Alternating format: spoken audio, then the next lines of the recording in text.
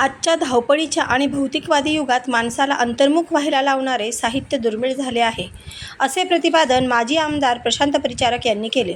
पंढरपुरात बुधवारी मनमंथन आणि प्रामाणिक कामातील अप्रामाणिकपणा या 2 लेखसंग्रहांच्या लोकार्पण सोहळ्यात ते प्रमुख अतिथी म्हणून बोलत होते. CA दिनाचे औचित्य साधून झालेल्या या सोहळ्यात CA पवनकुमार विजयकुमार झंवर लिखित मनमंथन आणि मुख्याध्यापक वैभव सुरेश मोरे लिखित प्रामाणिक कामातील अप्रामाणिकपणा या पुस्तकांचे प्रकाशन करण्यात आले. प्रशांत परिचारक पुढे म्हणाले, मनमंथन हे पुस्तक माणसाच्या अंतर्गत संघर्षाला योग्य दिशा देणारे आहे, तर प्रामाणिक कामातील अप्रामाणिकपणा हा लेखसंग्रह दैनंदिन व्यवहारातील अप्रामाणिकपणा ओळखण्याचे सुंदर ज्ञान देतो. दोन्ही लेखकांनी समाजासमोर एक उत्तम वैचारिक ठेवा ठेवला आहे.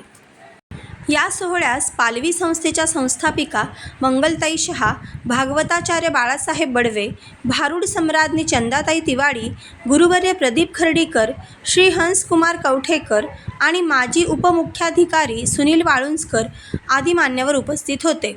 लेखक CA पवनकुमार झंवर म्हणाले, मानसशास्त्रातील क्लिष्ट सिद्धांत बाजूला ठेवून सामान्य माणसाला अंतर्मुख करणारे सोपे विचार मनमंथनमध्ये मांडले आहेत.